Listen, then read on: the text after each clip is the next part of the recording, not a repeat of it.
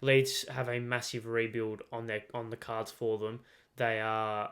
I don't know what they do. I don't know whether they come straight back up. They've got a lot of good players. To be honest, if Kasper Schmeichel stays, they probably stay up. If Leicester just keep Kasper Schmeichel, the amount of mistakes that Danny Ward made at the start of the season, and Iverson hasn't really hit the ground running either. If they just kept Kasper Schmeichel, I hesitate to think what could have been for Leicester, to be honest.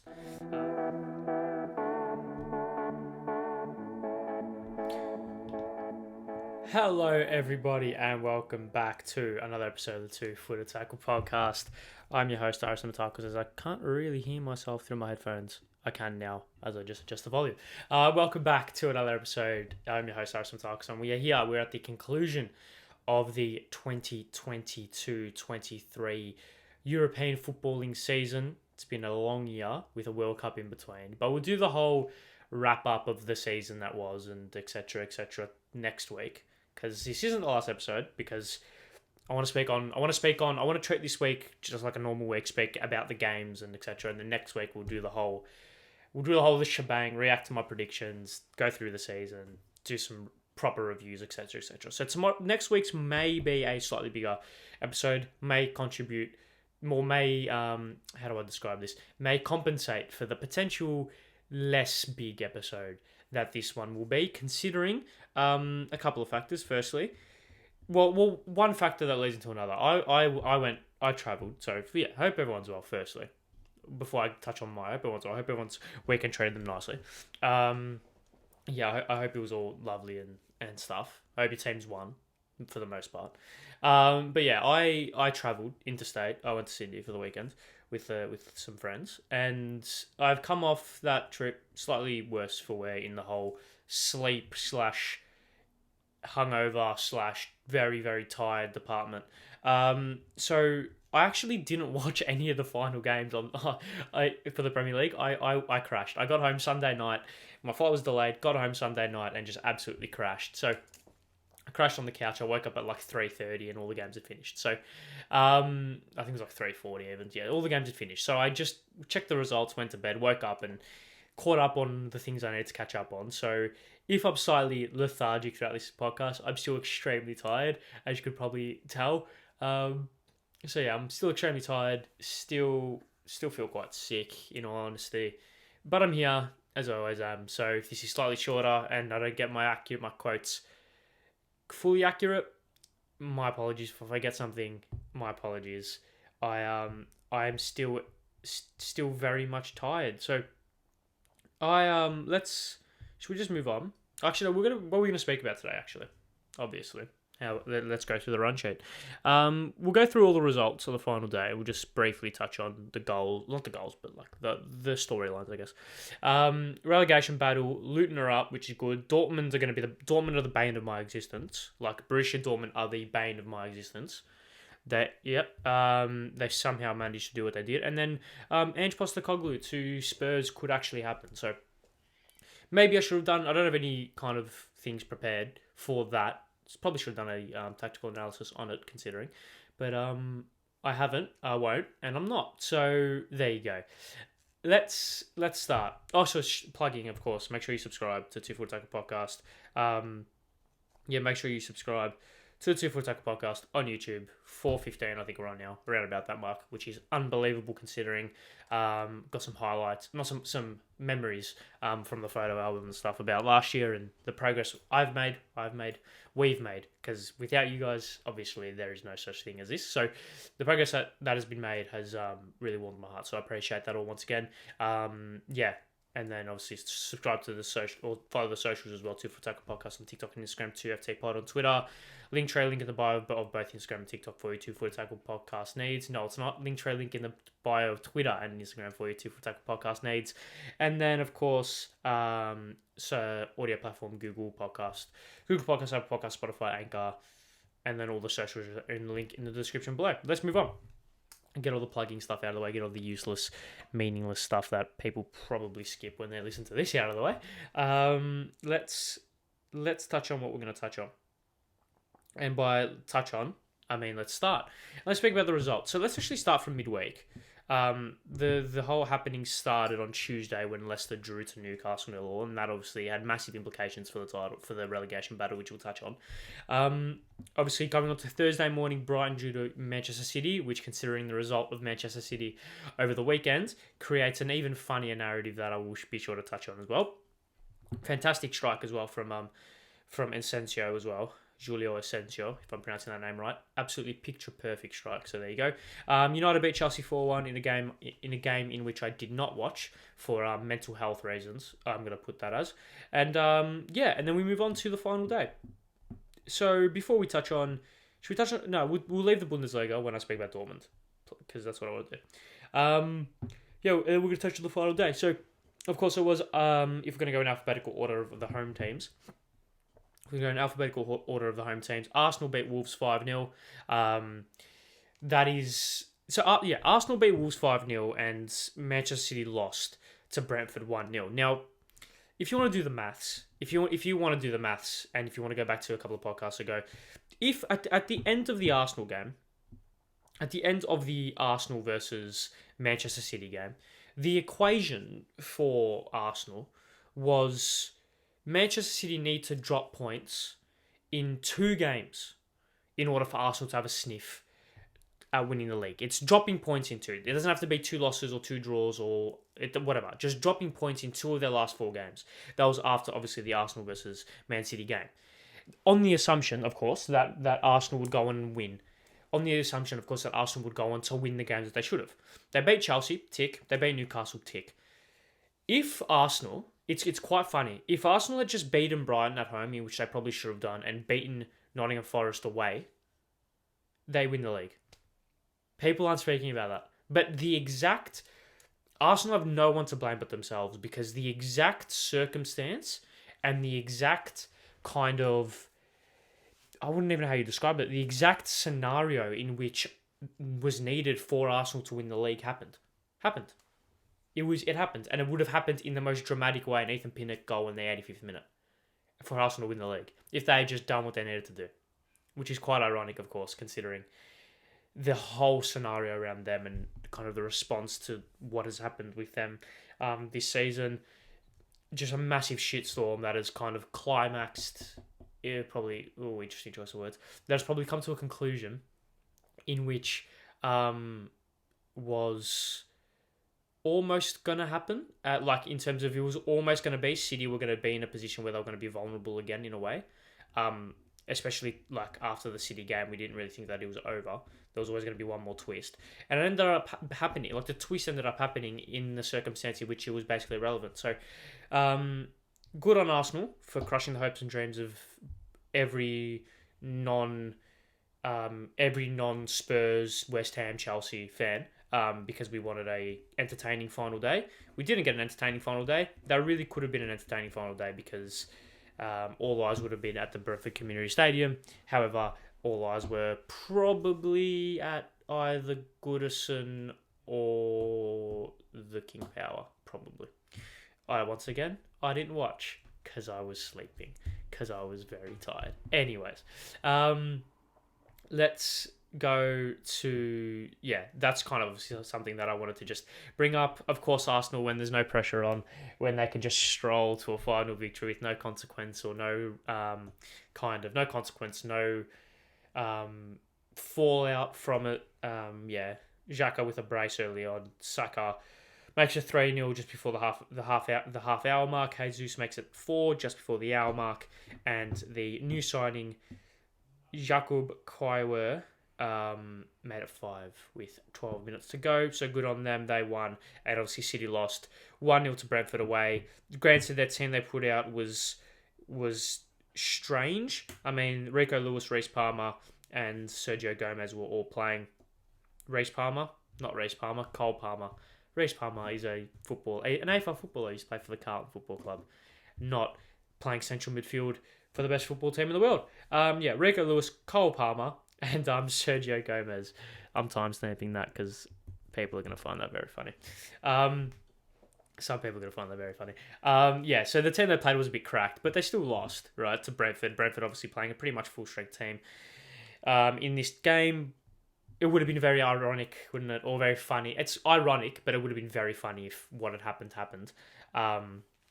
If what had happened, if what was meant to happen happened, but it didn't. And yeah, so it's not really that funny. Let's move on.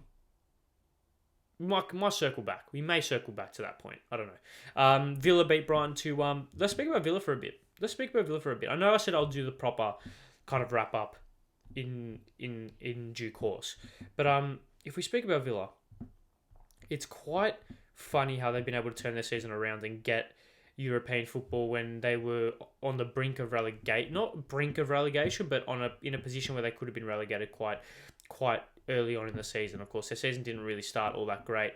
They lost to Bournemouth in the opening day, then lost to Palace, West Ham, Villa, and they took points off Man City, which not many people expected them to do. But yeah, didn't have a great start. Obviously, their manager gets sacked after it was after the 4-0 loss, wasn't it? Oh no, it was after the 3-0 loss to Fulham that Stevie G got the sack. They obviously beat Brentford 4-0 in just an unbelievable game. I remember watching that. That was just insane. Under the caretaker, Unai Emery comes in. I think his first game was against United, wasn't it? Was it? Yeah, his first game was against United. And obviously they've made a charge into European places. It's culminated with a 2-1 win over Brighton. That secured them 7th place. So they will be playing at least some European football next season. In what capacity, we don't know. Whether it's just the Conference League qualifiers or whether they get into the actual competition proper. They will be playing European football in some respect next year, and you expect them to kind of play Conference League. You expect them to be good enough. I think we have to credit Unai Emery. I think he's been fantastic for them ever since he's come in. He's been able to create a system that is free-flowing in attack, but also stringent in defence, with very limited resources in a sense. Obviously, with some injuries haven't helped them. Diego Carlos going down very early on in the season obviously didn't help them. But yeah, I think what he's been able to do is he's been very admirable. And once he's able to get a full transfer window under his belt with the proper finances and that European finance injection that they're going to get, once that can obviously come into effect, hopefully he can get a squad that will fit his liking. And I think they're going to be quite good next season, just quietly. We saw what he was able to do with Villarreal, take a side who no one really thought were that good, and obviously he won the Europa League with them, I'm pretty sure. So took him quite far in that comp. Yeah. He did win it, didn't he? It was against United on pens. It was, yeah. Unless I'm completely missing that, but I'm pretty sure it was that game. It obviously took him quite far in the league, obviously, as well. So yeah, I think the Unai Emery kind of effect is obviously something that needs to be kind of analysed a little bit more, and needs to be maybe appreciated more than what it is at times. So yeah.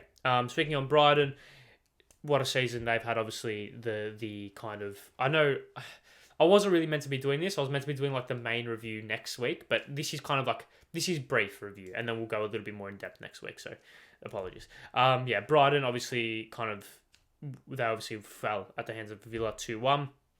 They're a team that had a lot of turmoil happen, obviously throughout Cucurella leaving, Basuma leaving at the start of the season, Potter making that early charge into the season, doing quite well, getting poached by Chelsea, De Zerbi coming in and just completely changing everything and being unbelievable. They played some of the best football this year, and they're probably a top 4 team in the country. They're at least the 5th best team in my opinion. So they did finish 6th in the obviously the campaign. So yeah, it's quite interesting where they're going to go from here. Are they able to take that next step and grab that brass ring of European football, or do they kind of maintain this best of the rest type attitude for a couple of seasons, get a proper squad going, get some proper backing from the board going, and then obviously they can rebound from there? We all know we've seen the Zerbi come in and basically just taken the mantle off Potter. It's very, very similar in the way that the mentality is. It's very front forward-thinking, aggressive, kind of assertive in the way that they play. So you would expect more of the same for the Zerbi next season, assuming that he doesn't get poached by anyone. Although it would be very sad to see him get poached by anyone. You would want to see a big project happen for Brighton, because they go about football the right way, and they may upset a few traditional football fans with obviously De Zerbi and some of the characters and stuff, but yeah, they're good for football, and De Zerbi shut the haters up real quick, which is obviously great to see. What else happened? Let's keep going down. What else happened in the final day? The next game was Obviously, Brentford, Chelsea won, Newcastle won. Didn't speak about Brentford actually. We'll speak about Brentford. Speak about City and Arsenal. But we'll speak about Brentford quickly. They obviously won, beat City, great result. Really like Brentford. Top half of the table for them, just ticking along nicely. Thomas Frank is obviously a very, very good manager. You can't kind of take anything away from him. He's been exceptional. So, yeah, full credit to him. His squad has been dismantled at times throughout the season with some injuries. However, obviously losing Ivan Toney is going to be a big loss. I don't know how they're going to be able to kind of cope without him for half a season. I assume they'll be able to figure it out quite well. I mean, hell, they beat Man City without Ivan Toney, right? So a lot of emphasis is going to be put on Brian Mbeumo next season, assuming he stays and assuming he's still in Thomas Frank's plans. That's obviously going to be interesting to see because we've seen that he isn't really a player that can handle being the number one. I think he's a very good number two playing off Tony. Be interesting to see whether or not he can take the number one mantle or whether or not they bring in someone else who can be in that similar mold to Ivan Toney. I don't think there's many out there. His defensive work, his ability to win headers, his ability to be a very, very elite target man at times and also a very deadly finisher is something that isn't heavily replicated in the world of football. So it will obviously be something that they will need to address in the summer for at least 6 months, even alone, or a player who can come in, be that starter for a couple of games or for that half the season, and then be willing to step out of the limelight and be a number two for the rest of the season. So yeah, they've done well this season. Good on them. Chelsea versus Newcastle. Fucking hell.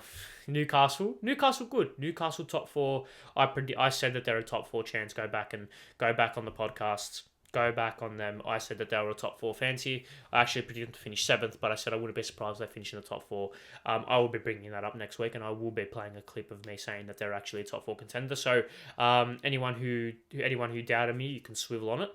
So yeah, I'm proud of that one. And Chelsea, fucking we suck. We suck, don't we? We're awful. All of my sporting teams suck. I went up to, like I said at the start of the episode, I went up to Sydney.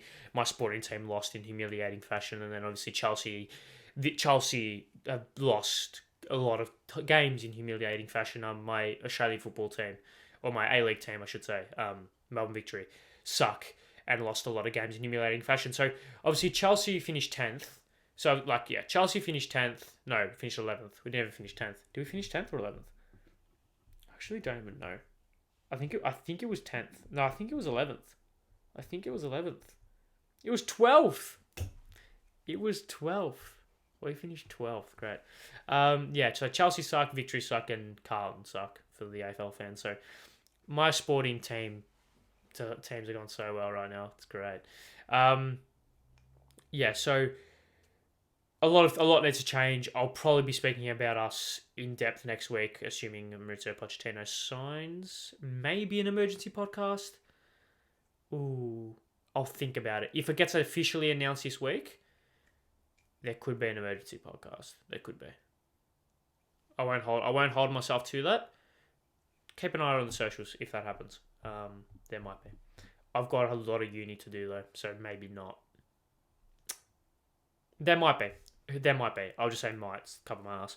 So moving on from that. Palace versus Forest. Forest, they stayed up. That's good. Surprisingly, they've got a lot of clean out to do. They've got about 47 million players to pick from for next season. So they need to cut that down just a little bit. So a lot. They've basically gone, we're going to survive by any means necessary, and they've succeeded. So good on them. Morgan Gibbs-White's probably been their best player this season. 5 goals, 8 assists in 37 games.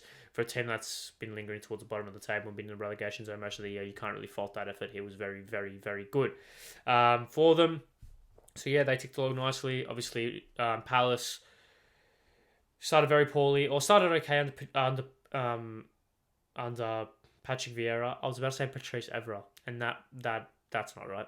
Under Patrick Vieira, started quite well and then fell off towards the middle end of the season. I think they didn't win in 17 or something like that. Didn't win in a lot of games, and obviously he got the tic-tac.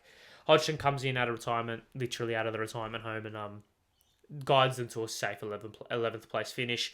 Eberechi Eze has hit the ground running. He's been exceptional. This season. Has really taken that step up in quality. 10 goals and 4 assists from 38 games in the league this season. And even Michael Olise playing off that kind of right wing / right attacking midfield. 2 goals, 11 assists in 37 games.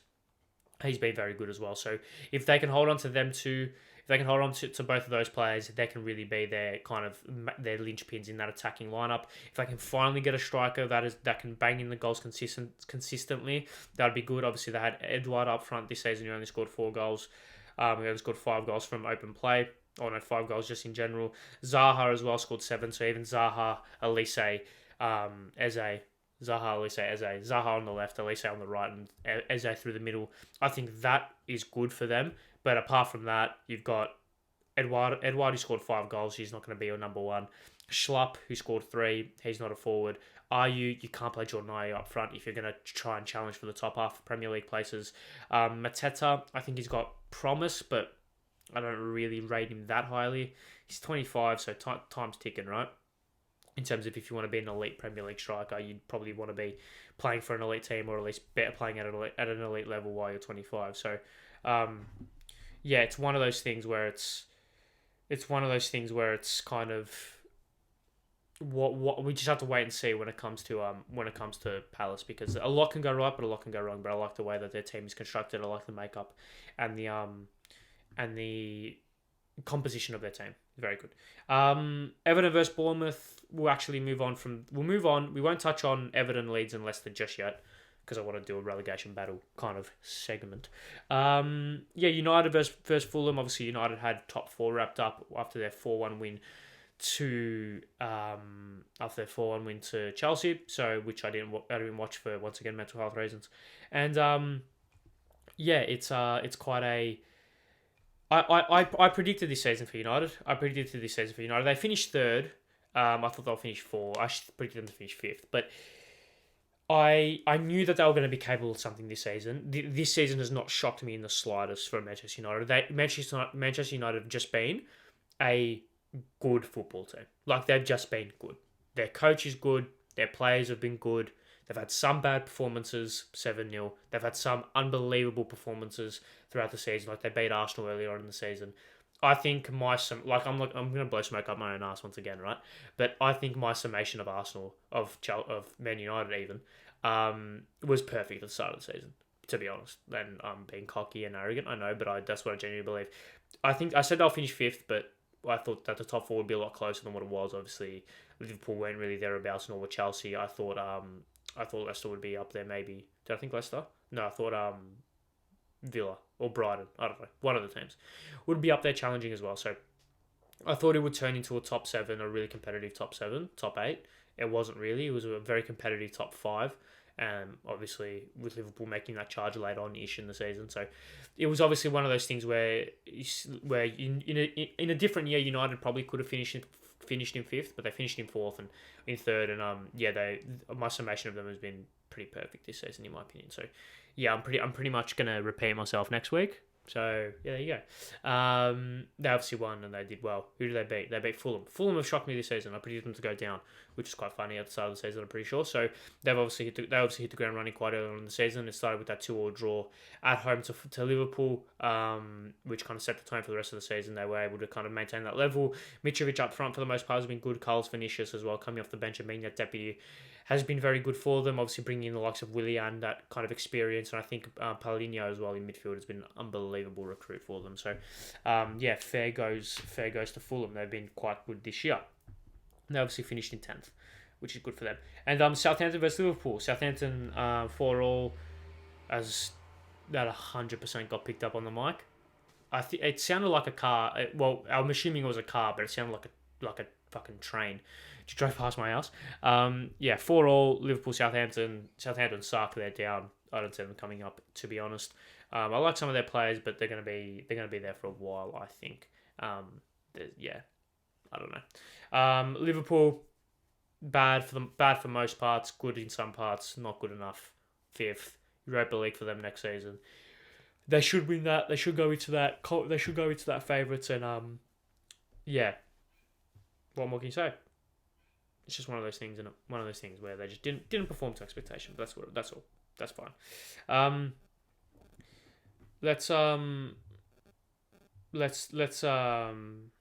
Let's quickly go on and touch on the relegation chat, shall we? Because that's That's interesting. That happened. So heading into this weekend, heading into the final day, it was Leicester, Leeds, and Everton. All teams you could go down. What two of those three were going to go down and join Southampton in the pits of the Championship? And I obviously have two good friends. One supports Everton, one who supports Leicester. Leicester. So I had a horse in the race. I definitely knew which team I would have found a lot funnier to go down. I'll tell you that for free. I'm not going to reveal who that team was, but yeah, obviously didn't watch the games live, but I went back and obviously saw them. And it's weird when you look at this relegation battle, because if you had told me at the start of the season if you told me at the start of the season that two of Leeds, Everton, and Leicester would go down, I would be like, Leeds, okay, that's semi-reasonable. Who's the other one? Neither of Leicester or Everton should be in this position, right? Let's be honest. It's a unbelievable position that they're in, and I just don't understand. Like, it must be such torture for Everton fans in particular, because Everton are probably the biggest club out of them all. Leicester as well have won the Premier League, and Leicester probably have the best squad. Obviously, Tielemans, Maddison, Harry Suter, which that makes me so upset that he's in the Championship. Surely he gets picked up by someone. He's good. That's actually quite frustrating now. I've just remembered that Harry Suter's playing Championship football. Fuck's sake, Leicester. And Riley McGree didn't ever get promoted either. For God's sake. Why do... anyways. What else was I saying? Yeah, so there's... Leicester squad is probably the best out of the three. You'd probably back Everton to not go down based off the fact that they're Everton. And Leeds were probably the surprise package out of those three when it comes to, we don't really know what to expect from them. I obviously massively kind of overestimated Leeds' opinion. There's obviously a video on the channel, clip from a podcast where I said that Leeds are actually quite good. I think it was like 3 months later, Jesse Marsh got sacked. So my astute observations weren't as astute as what I thought they would be. We don't all get them right though, unfortunately, and Leeds went down without much fanfare. In the end, a 4-1 loss at home to Tottenham Hotspur. It's one of those things, right, where they just were the victim of their own circumstance. I think sacking Bielsa now, in hindsight, was a horrible decision. They just didn't have the minerals when it mattered most to get the job done. Big Sam coming in couldn't do it for them. He needed that kind of injection of something. I don't know what it was, but it needed to be something, and they didn't really get it. He didn't really get it. So whether or not I don't think he stays. I think it was just till the end of the season. So Leeds have a massive rebuild on the cards for them. They are. I don't know what they do. I don't know whether they come straight back up. They've got a lot of good players. Weston McKennie. I don't know if he's on a permanent deal, but he's a great player. I don't know if he's there. I think it was a loan. Was it a loan? Or did he sign? Oh, no, it's a loan. No, it's a loan. Thought so. I don't know if there's an obligation to buy or option to buy. I'd be surprised if he's there next season in any shape or form. Rodrigo as well is a good player. Even Christiansen as well is a player who we thought would probably perform better to what they thought they would. Brendan Aronson as well, I rate highly. Wasn't able to get the job done. Wilfred Gnotto. I don't know how to pronounce his name, unfortunately. He's a player that probably is going to look for opportunities elsewhere. I think he's good enough.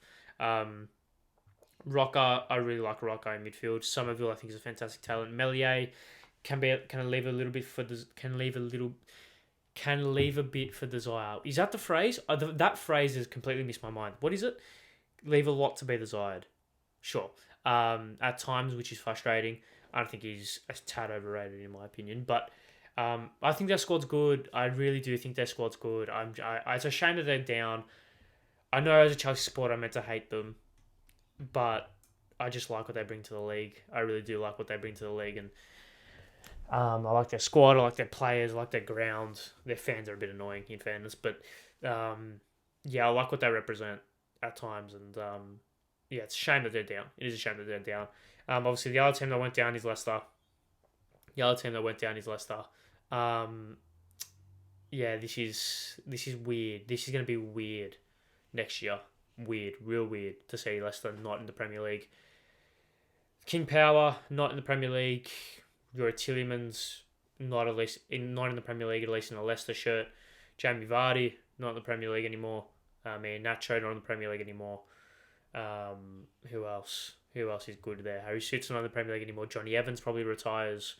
Wilfred Ndidi, not in the Premier League anymore, or in a Leicester shirt in the Premier League anymore, for the left to say that.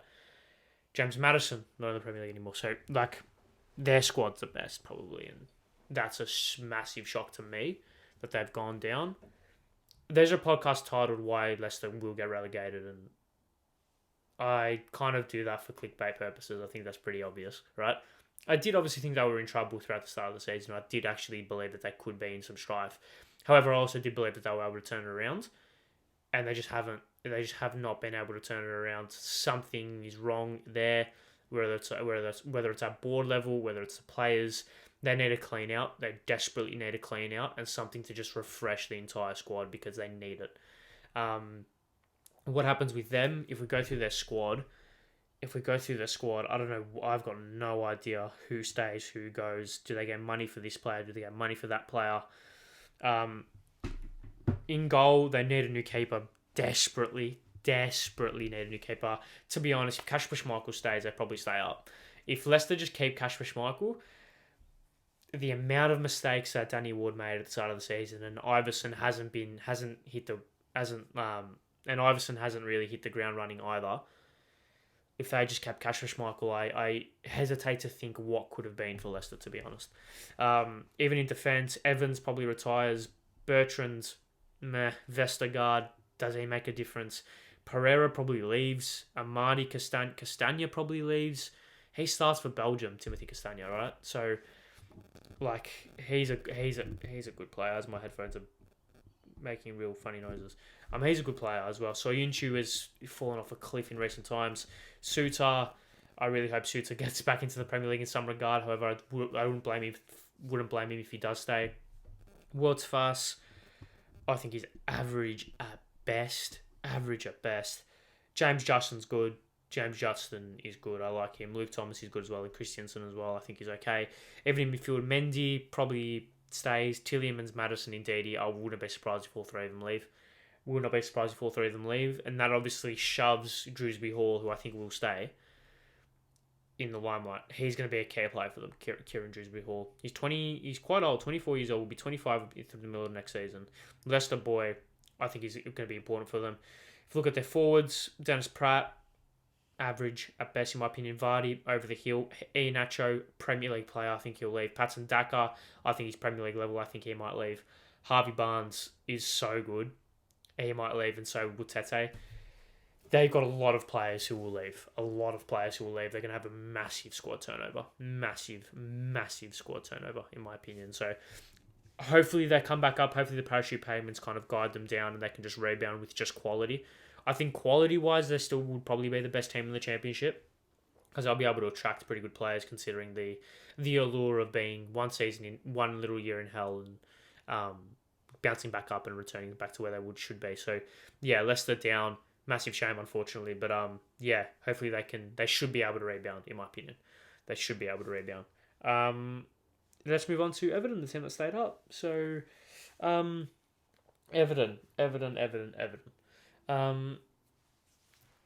Where do we start with Everton? They are a team, aren't they? They are a team. It's quite interesting what this year has kind of come for them. It's one of those things where they're a team that are so much they're a team that had their issues last year, and we all thought they'll be right, they'll be fine. They just had that one little year. A lot of teams have that 1 year. Like Chelsea have it this year. It was just our 1 year, in teams' eras, right? I know obviously Chelsea had 2015 where we finished 10th, but that was their own era. That was their kind of season, in a sense.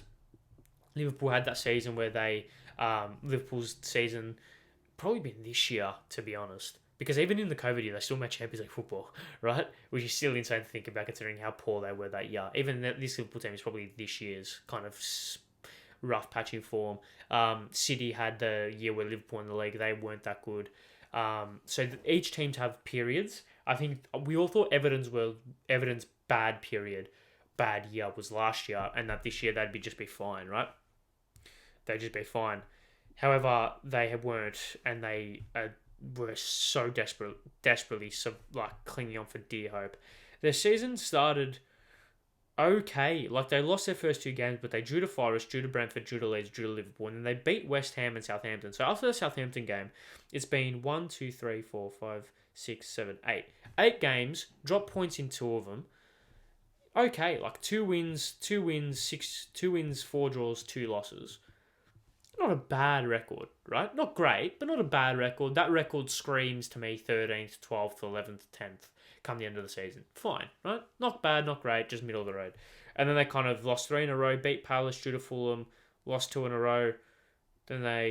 Lost 3 in a row. Then they drew to Man City, lost 3 in a row, beat Arsenal, lost to Liverpool, beat Leeds. Then they lost a couple, drew, won, drew, lost, drew. So a lot of this, but it was not a lot of this at the top of the table. It was little peak, massive trough, little peak, massive trough. So that's obviously something that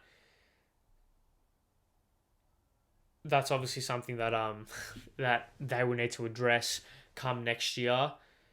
Obviously, Lampard getting sacked halfway through the year annoyed me, obviously. Naturally, of course it annoyed me. Why wouldn't it annoy me, right? And obviously they brought in Sean Dyche, a manager who knows how to keep teams up and managed to keep them up by the skin of their teeth. So credit to him for that. I don't know whether or not he stays. I don't know whether or not they want him to stay, but it was an Abdullah Doucouré thunderbolt that salvaged that much needed 3 points to keep them up. Massive result for them. Obviously, Pickford saved them at the end as well there. So, one of those things for Everton. Hey, where do they go from here? Do they maintain this level? Do they fall off again? Is it that thing where they survive by the skin of their teeth, and then they go down? Or is it they survive, and then they kick back up and go back to like that top half where they probably should be? That's going to be interesting. That's going to be interesting to see. So, full credit to Everton. They've got the job done. Shouldn't have been in the position in the first place. But you can't knock them for staying up. They did what they had to do. They did their job, and so fair, full credit to them. So fair enough in that regard. Is that enough is that it for the final relegation chat? I think it is, right? It should be. It is, isn't it? Yeah. Yeah, it is. I don't think I need to touch on anything more. Tottenham are so funny. Like, Tottenham are we're going to be speaking on Tottenham just a little bit as well, just a little bit, but they have the potential to break my heart so badly in one contract, and it would crush me. Bournemouth, they stayed up. I didn't think they would, but fair credit to them, they stayed up, and then West Ham as well did what they needed to do. Would be good to see them win a European trophy as well.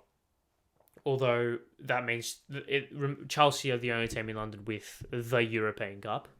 So not a European Cup, it's the European Cup. I mean, it is still technically a European Cup, but we're just going to have to change the chant to the European Cup, which I think that should always be the chant anyway, because who really cares about the Conference League or the Europa League?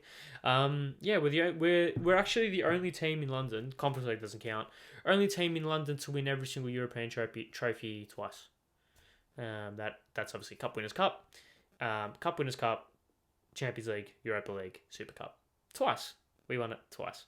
So, did we win I think we've won the Super Cup twice, haven't we? We've definitely won the Super Cup twice. I'm 90% sure. We did. Yeah, we won it. Yeah, we won it after we won the after Europa League. I'm pretty sure anyway. In 2013. Let me just double check that. Because I know obviously we won under Kepa. Actually, no. We've only won it once. We've lost 3 times. Yeah, we've lost 3 times. Yeah. Actually, no, we have. Oh no, we did win it. We won it in '98. Yeah, of course. I'm smart. I know I'm smart. I know I got it right. Anyways, let's move on from that. Let's move on and let's touch on briefly, because I'm actually quite tired. Actually, no, let's not. I'm gonna have a break so I can recharge for a bit, because I spoke for quite a while. In quite fluent manner as well, if I do so myself. So I'm going to take a quick break. It won't matter to you guys, but I'll take a quick break, bear right back, and then we're going to move on to the second portion of this podcast. Okay, I've returned, and we can continue as well. just had to recharge for a bit. But yeah, let's move on to the second half where we touch on things a little bit briefly. And then I'm going to touch on Ange as well a little bit later on. But yeah, Luton are up. They're in the Premier League. So funny. Luton Town, little old Luton Town are playing Premier League football next season. Their little stadium, Kenilworth Road, I'm pretty sure it's called, is so funny that that's going to be hosting some of the biggest names in world football. Granted, I think they played Manchester United this season in the Cup, if I'm not mistaken. Did they? No. Who did they? I think they versed Man United in the Cup like quite recently, and no fanfare was made out of that. But yeah, it's quite funny how they obviously come up in the circumstances that they have. They got up on penalties, 1-1 in normal time over Coventry, and then yeah, interesting because the like it's funny how like two teams have come up this season with like. Two teams have come up through the playoffs this season with like very interesting kind of narratives around them this season. So it's obviously not Wrexham / Notts County, and then of course Luton, right? Notts County Notts County coming up from the conference to League Two were the best team. The second should have gone up automatically. The fact that there's only one automatic promotion place in the conference league is a joke. It's stupid. And they got up. They went through in the playoffs in insane circumstances. They were 2-0 down in the first tie. They won that, and they were 1-0 down at halftime at Wembley. They equalised in the 92nd minute, and they went 2-1 down, and they scored again. It was just insane, right? And then obviously they won on penalties after missing a penalty to send them through. They missed that, and then the other team scored, and then they scored again, which saw them win or whatever. So they went up in insane circumstances. And the whole thing about Notts County is they're actually a good football team. Like they're actually like really good. Like they're going to smash League Two next season. I wouldn't be surprised if they go up with thingy as well, with Wrexham as well. I wouldn't be surprised if both of them go straight up, which will be interesting. Whereas Luton, the narrative is look at how funny their stadium is. That's funny, which is weird, right? Because their stadium is it's in the back of a housing estate and it's literally in the middle of suburbia. It's great. It's quite funny. That a lot of people are going to be backing away days there. Oh, the amount of obnoxious kind of influencer content that's going to be made at that ground is going to be staggering, right? It's going to be so funny. But yeah, I hope they do well. I hope they stay up. They're not a great Premier League team.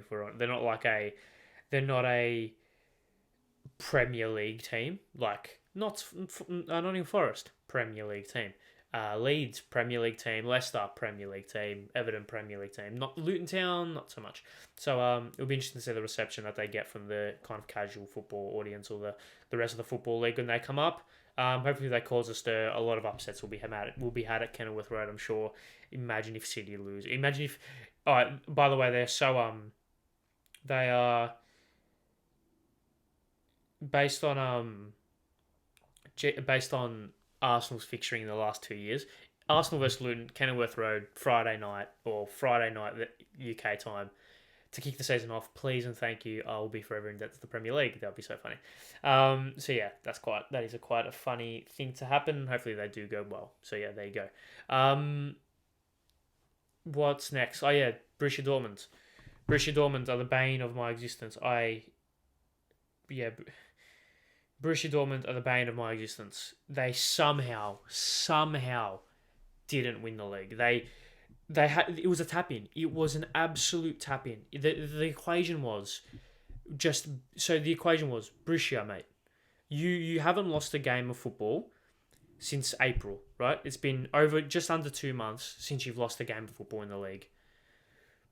All you needed to do is beat Mainz at home. Mainz, who have lost 4 in a row, and sit 9th. All you needed to do was just beat Mainz. Just beat them. Dortmund beat Wolfsburg 7-0. Wolfsburg are 8th. They beat him 6-0. And that Wolfsburg are 8th. Just beat Mainz at home.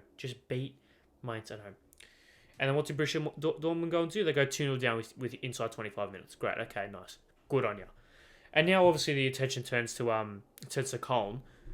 Cologne even, who versus Bayern Munich. Munich go up 1-0 up. Bayern Munich go 1-0 up with Koeman inside the first 10 minutes. Equalise in the 81st minute from Cologne, and then all of a sudden they're back, right? And then Dortmund are still 2-0 down. They claw one back to 2-1, and then Bayern Munich score to make it, 2-1 in the 89th minute, Musiala. So obviously they're going to win the league. And then Sula scores in the 96th minute. Nicolas Sula scores in the 96th minute. There was 1 minute left after that. That was basically no time. They needed a Cologne goal to equalise. They didn't get it. They lost the league on the last day in the most insane circumstances possible. It's one of those things where it's like, what is the point? Like, what is the point of football anymore? What's the point of football? I despise it. Like, I'm not even a Dortmund fan. I don't even care about German football. I care about it, but I'm not invested in it as I am invested in, like, Premier League football, right? And yet it still triggers the life out of me that you can't just win a game of football. Just win a game of football. Like, it can't be that hard. It can't be. I say that as a Chelsea supporter, but, like, Jesus Christ. Anyways, Dortmund win the league again. The Bundesliga is actually quite weird because Bundesliga is quite weird. Stephanie Nkunku got top goal scorer with 16 goals or whatever, which is very strange.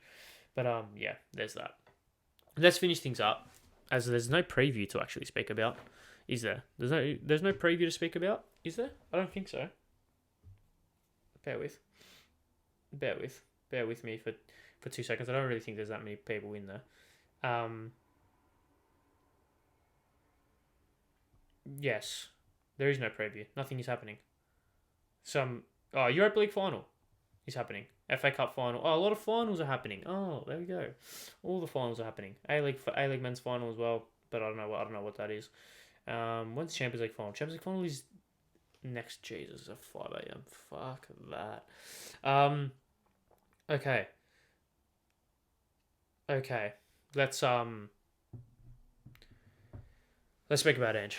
Let's speak about Ange Postecoglou. Ange Postecoglou might actually go to Spurs. And as a Chelsea supporter, that upsets me to my core because not only is he Australia's greatest ever footballing export, probably up there with Sam Kerr, but he's also a world-class manager. Like, he's a world-class manager. Now, the thing is with Ange Postecoglou, and if any Spurs fans are watching this, right, I understand the whole he hasn't managed anyone big. He hasn't been able to manage, like, he hasn't managed anyone big. Hasn't managed in a big league, right? I get that from the surface of it, but you need to understand what this man has gone through in his footballing life, right? He's such a strong character, such a resilient character, and not only does he have the soft skills and the ability to communicate and the ability to kind of control players. And we understand, obviously, he hasn't been able to control... Well, he hasn't had the opportunity to control the egos that will be in that Spurs dressing room in comparison to the dressing room of a Japanese league team or an A-League team, etc., right? But his ability to... His soft skills are very, very good. Very, very good. He's a very personable man. Very personable man. He's arrogant, but in a good way. He's got a little bit of the Jose Mourinho vibes about him, where he knows exactly how good he is and doesn't care about anyone else's opinion of him because he knows he's elite and he knows that he's going to make it very far in this sport. It would be an unbelievable signing for Spurs for a couple of reasons. Firstly, you're going to get him on the cheap. So heaven forbid it actually does go wrong. I don't think it will, but if it does, you're not breaking the bank to get rid of him, right? And he's a manager that can do both. He can be a manager that can do both of taking a team from the depths that they are and bringing them up, rebuilding them, and then he can also keep you there. He will be able to battle it out with some of the best managers in the world because he's that good. He's that good. Trust me, he's that good. And I know you can scream bias, yeah, you're Australian, yeah, whatever. But he's that good in my honest opinion, right? I really do think that he is going to be so good for them. And not the reason why, and there's kind of a caveat to this. is because not only is he tactically very, very astute, very, very astute tactically, he changed the game in Australia in Australian football, completely changed the game. In Japan, with the language, he couldn't even speak the language in Japan. Went over and won the league there.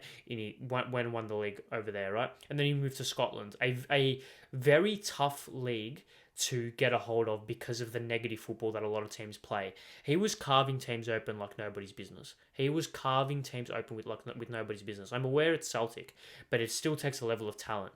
It still takes a level of talent to get to be able to do that, right? And it takes a level of footballing understanding to understand. It takes a level of footballing understanding, if that makes sense, football understanding, to when a team is trying to suffocate a game or a team is trying to make it so frustrating for you to play against, being able to identify the weaknesses, the one weakness, and capitalize on it takes a lot of A, balls, and B, footballing brains, right? Which I think he has in abundance. It would require the board to back him. This will be a 2-3 year project. It won't be a quick fix if they do get him. This will require the board to back him in hell for leather. And give him all the money he needs, give him the time he needs, give him the support that he needs. And even if he goes through one bad spell, you don't sack him, you don't get rid of him. You stick by your man, you stand by him, and you want to be able to grow with Ange. You want to grow with him because he'll suck you in. Like that's a phrasing. He as a supporter base, he will bring you in, and he will. It happens. Speak to Celtic supporters. They're infatuated with the man. He has this aura. He has this ability to kind of make it. He has the Jose Mourinho ability, or like the Jose Mourinho aura of us against everyone else mentality. And for a club like Spurs, for a club who has been doubted, laughed at, been the butt of a lot of jokes, bringing in a manager who can say, "Fuck the external noise. Who cares about everyone else except ourselves? It's us versus everyone else. We're going to back ourselves in and we're going to do it ourselves with no one else's help and do it our way." That is the exact type of manager that Spurs need. Spurs don't need a manager who is going to try and pretend Spurs are something that they're not. Spurs are a team that have always been on the precipice of greatness but haven't been able to quite get there. Ange Postecoglou is a manager Spurs are a team that in recent times have grown from relative obscurity, especially like being mid-table for a lot of their kind of history, right? With all due respect. And they've rose to this kind of prominency with a pretty good squad, with some good players, and they're now a pretty good, they're a big kind of player in English football. Ange Postecoglou is similar. Grown up, not a lot, battled the hard way, did well, won leagues in countries, this country, that country, another country, and he's now battling it out and is now up there with one of Europe's elite, right? It's a match made in heaven, in my actual opinion. And I said it a couple of months ago, maybe weeks ago even, that it was a little bit in jest because I didn't think it would actually happen. I thought Nagelsmann was done, but I think Ange is a good fit. I genuinely think Ange is a good fit. Genuinely. And I don't want him to be, because I as a Chelsea supporter, and with Ange Postecoglou being my favourite man, full stop, I don't want that to be a thing. However, if it is a thing, it would be good. It would be a good thing for everyone, barring me and a lot of people in my position. And I'm going to be very annoyed if it happens, because he's good. He's good, and I love the man. And if you're a Spurs supporter, expect change, a lot of change, and some turbulence early on. Let's not forget, Celtic lost their first game under Ange. Expect turbulence early on. He's not going to get it perfect from the first moment, but what he has been capable of doing is having a way of playing football, identifying the problems with it, tweaking it, seeing it, tweaking it, seeing it again, tweaking it. A very good adapter. That's weird. He's a very good adapter. Adapts to many situations, and he's a player, and he's a coach, who will do everything for his team. He's a very engaging man, a person who, I feel like this is a sales pitch. I'm just giving my thoughts, and I'm saying why I think it's going to be good for them. Yeah, I don't even know what else to say. What more to say? It's going to be expansive football, aggressive football, being innovative in the way that they approach games. using the strengths of the team. So if Harry Kane stays, he will be a big focal point of it. But also being able to play team first football. Expect exciting football in the final third with a fluid defense that can shift and mold and kind of be the first layer of attack. Expect a very solid midfield as well. That probably needs a couple of signings need to be made, of course, but you're going to be having a very aggressive midfield in their starting positions, especially very assertive in the way that they want to approach the game. So, I think it's going to be good for Spurs. Unfortunately, I really hope he doesn't go for obviously that reason, but I think he will go. So, good luck, Spurs.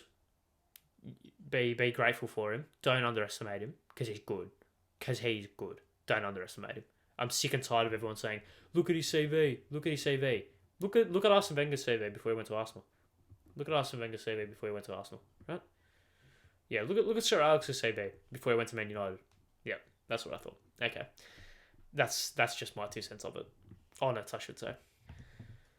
So yeah, there we go. Finish things up.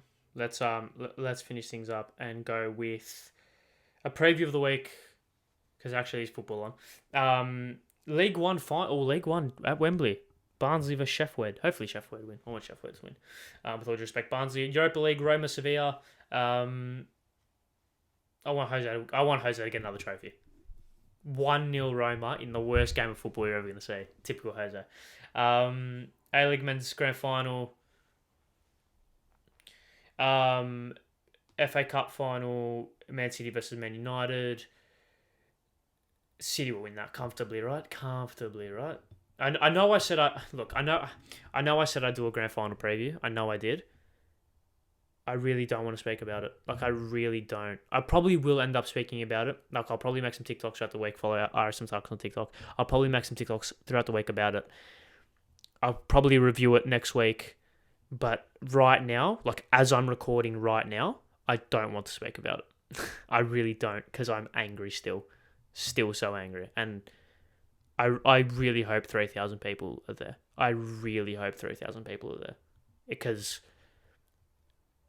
yeah, I'm just not speaking about it. I'm sorry if you come here for Australian football chat. I apologise. I hope the Ange stuff has kind of done you a solid, but I can't do it. I really, it annoys the shit out of me. Still. FA Cup Final, City vs United. City will win that, surely, right? Surely City will win that. And then, we come back. Oh, the Serie A is still going, as if any Europe... Hellas Verona or Spezia could go down. Do they verse each other? Oh, that'd be sick. Oh, right, they verse Roma. And Hellas Verona versus AC Milan. Okay. Who really cares? All right, thank you very much for watching. We're done. Another week. Thank you very much for watching another episode of the 2 Foot Attack podcast. I've been your host, Ari Stamatakos. Make sure you subscribe, do all the stuff that I said in the beginning. All the socials are linked in the description below. Make sure you tune in next week as well, because that's when I'll be doing the big kind of wrap-up podcast, wrapping up everything, all the footballing actions of the year, reacting to my predictions, giving final thoughts on teams, giving some previews for the next season as well, maybe. And that will be my final podcast for the season. Like last year, there will be some miscellaneous podcasts floating in around, touching on some transfer chat, any other big news that happens. But also some Women's World Cup action as well. I will try my darndest to touch on that ever so. I will try my hardest to touch on that. I'm going to be blatantly honest here. I don't know that much about the women's game. I do need to learn, so I'm not going to pretend I'm an oracle about it, because I'm not. I don't know that much about it, so I'm not going to sit here and pretend that I do. Although I will mention it in some regard. Hold me to that. So thank you very much for watching another episode. Potential for an emergency podcast this week if Chelsea get Pochettino. I really hope they don't. If they do, there might be one. But thank you very much for watching. See you guys next week for the final podcast of the season. Thank you very much for sticking with me through the end. See you guys next week. Goodbye.